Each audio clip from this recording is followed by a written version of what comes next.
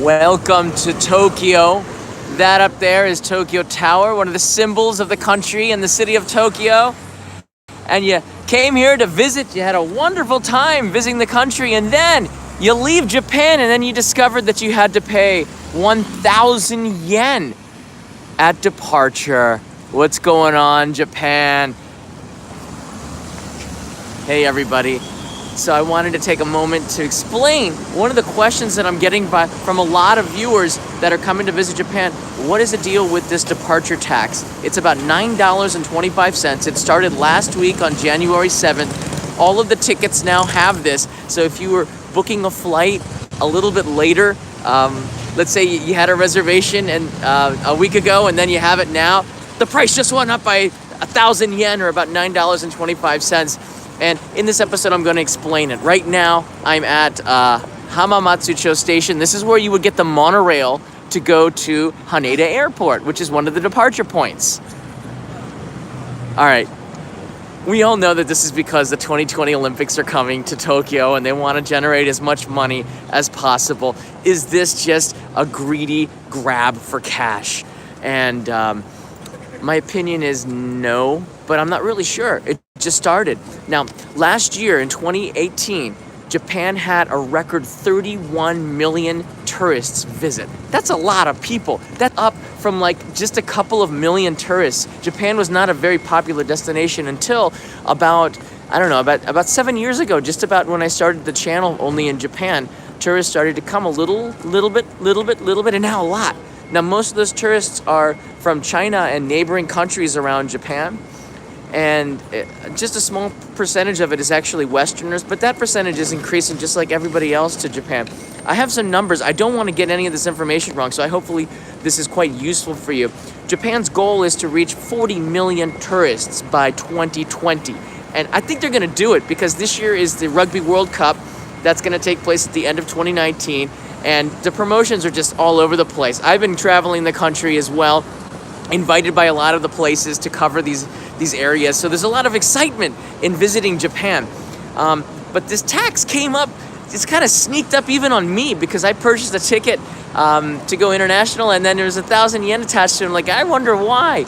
I researched it and came up with a lot of information. In this video, in the description, there is a link that will take you to a PDF file from the government of Japan, the NTA agency, which is the transit agency. It will explain everything. In fact, everything for even the providers, the carriers. Now, not everybody has to pay this tax. This tax is just for departing tourists and even Japanese travelers. Tourists is not just means Westerners or tourists, like as in foreigners.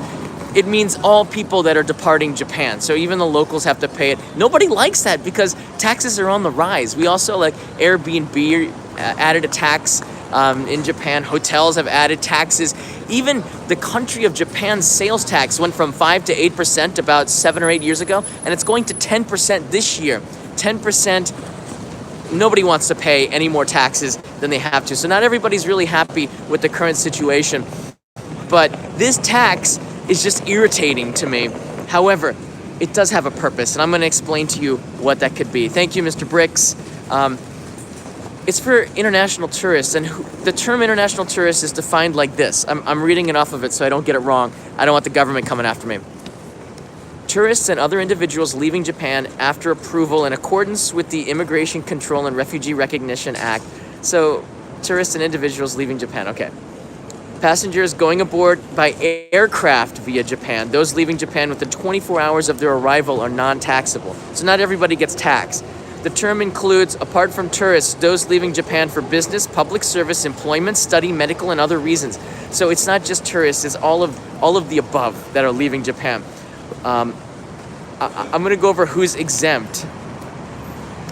Ship and plane crews, of course, they're not going to be paying taxes. The deported, that's kind of funny to me. People that are deported, of course, they don't have their wallet with them. Probably, I don't think they're gonna pay. So if you're getting deported from Japan, don't worry, you are exempt from paying this tax. Transit passengers who stay less than 24 hours, which I kind of mentioned. If you're just coming through Japan, yeah, you don't have to pay it, but you can go in and come out. You don't have to pay this $9.25 tax. If you're stopping in Japan due to poor weather, like it just can't be helped, you don't have to pay the tax, of course. Like if the plane has to make a stop in Japan and all the tourists have to required to stay, you won't have to pay the tax. Children under 2, that's good to know for families that are visiting. If you have children under 2, you don't have to pay. U.S. Armed Forces do not have to pay the tax. Diplomats and state guests, it would be pretty awful to have like visiting dignitaries pay a tax. Like, oh, by the way, 1,000 yen, please. I can see the prime minister asking visiting presidents for 1,000 yen tax. All right. So, how do you pay this tax? The tax is paid by the airlines, I believe, and the cruise ship companies, and they collect the tax as business partners, according to the PDF that's in the file there. So if you're a business, then this will help you. In fact, I kind of like adding that PDF because it explains to you some of the details of this tax, that the fine print, I guess you could say, like why and how. Now, this is not just a grab for money. They have kind of a reason behind it. Let me see here. I kind of wrote this in as well. Why are they collecting this tax? Okay. Tax collected by domestic business operators. These are the people who will collect the tax for you, so you don't have to pay directly at the airport.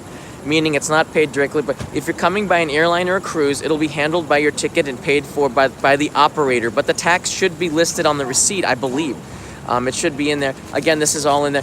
Now, Japan is using this tax to upgrade the security, which is kind of not a bad idea. This will help you get into the country a lot faster. I think they're trying to do facial recognition using technology, so then I think you just walk by and they'll be able to recognize who you are. I think that's pretty cool stuff. They're generating a ton of money, so they should be able to do all of this.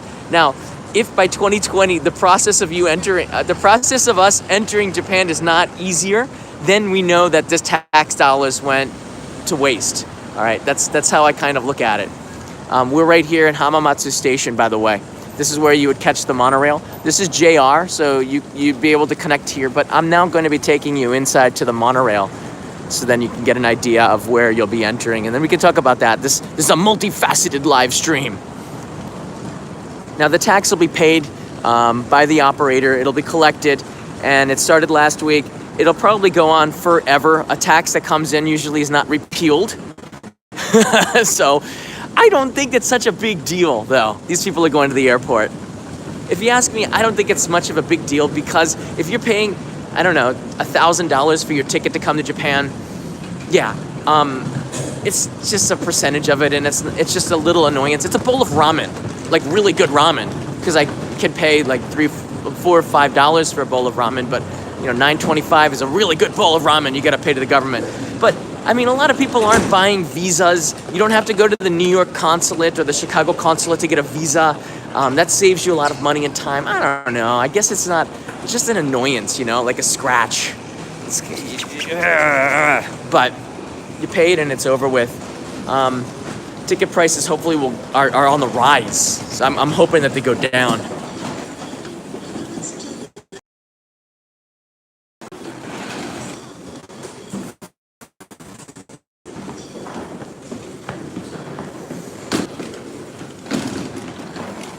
Monorail is up 3 flights of stairs. Okay, here we are. This is a great place to come to give you an idea. This is what the monorail entrance looks like on the Tokyo side. And then here are the tickets for the monorail to Haneda Airport.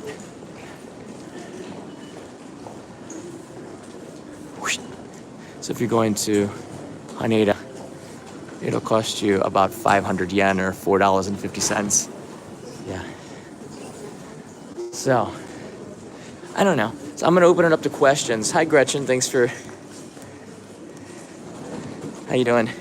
So let me know, what are your thoughts on it? Do you have any questions about this departure tax? It's a $100 US tax? No. It's 1,000 yen, which is $9.25. Anything else before we go to the airport? And it's just for international tourists. Sorry, it's just for tourists that are departing. I believe it includes Japanese too. I'm gonna have to ask my wife about that. Bloody Bricks pays out the tax. Mr. Bricks, I appreciate that, but I'm not going anywhere. I did come back from Miyazaki yesterday. In fact, you could see where I was by watching the last 3 videos, which was kind of amazing. That in 24 hours I did so much yesterday. But this is where you would go to take the monorail. I don't see that the tax is going to affect tourism at all. I believe that Japan's going to get the 40 million. I just think it's something that's in the news right now and something that needs to be explained a lot more.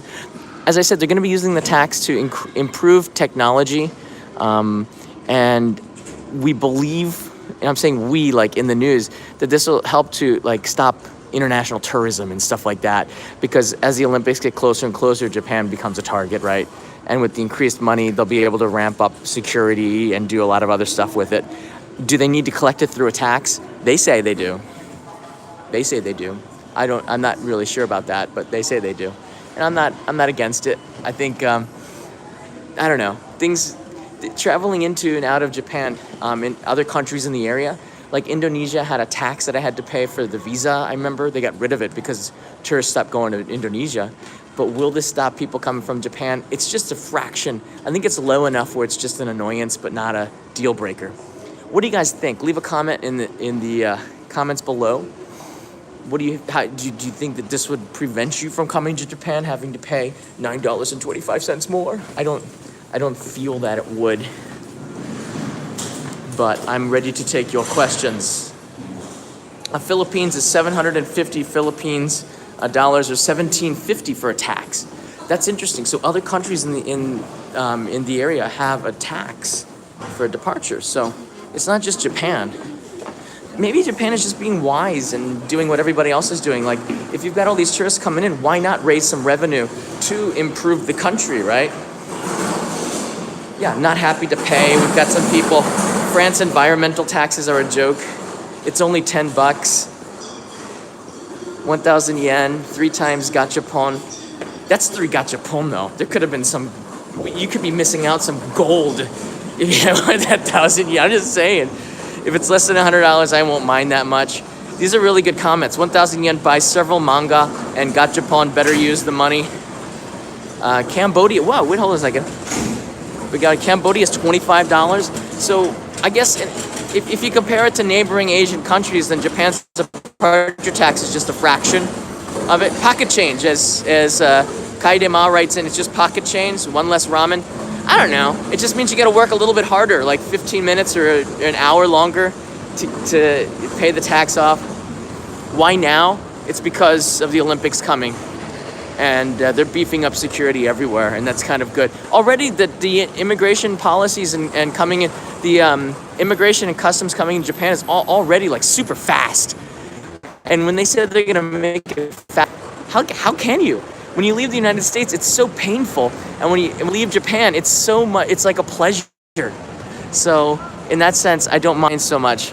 Now, I started this live stream, it was raining, and now look at this. We got the sun. We got the sun coming out. I'm paying $1,200 for my trip to Japan in June. So these are great comments. So $10 isn't a big deal. I think that's what Japan is banking on. It's not really, it's just low enough that it won't annoy the tourists too much, but it's enough that it'll raise a significant amount of income. And if Japan can hit 40 million tourists, you do the math. 40 million times $9.25. That's a lot of money. Cruise ships have to pay, by the way, so you don't get off just because you're flying in. If you fly out or you depart by cruise ship, you got to pay the tax. As I said, 80% of the tourists to Japan are from China or countries surrounding Japan, meaning Korea, Taiwan, Hong Kong, Singapore. These countries make up over 80%, I believe, and Western tourists are just a fraction of that. So I don't know. I kind of feel Japan has, over the last year, and this is my final comment on this before we end the live stream, Japan has made it easier for countries in Asia now to visit Japan. India's, the policies to get a visa to come to Japan from India have become easier from countries in the Middle East, from other places, Thailand, places that were really difficult to get a visa to Japan now have become a lot easier, and that means there's more and more tourists. Japan's like, bring them in, bring it in, and then we're gonna tax you, tax you just a little bit, just a little bit. Will the taxes increase? I don't know, but this is kind of a historical marker. Leave a comment below, tell me what you think. I'm gonna go and check out Hamamatsucho. So have a great day, everybody. Thanks for watching. I'm not gonna tax you for this. I'm leaving you, but I'm not gonna tax you. Bye from Tokyo.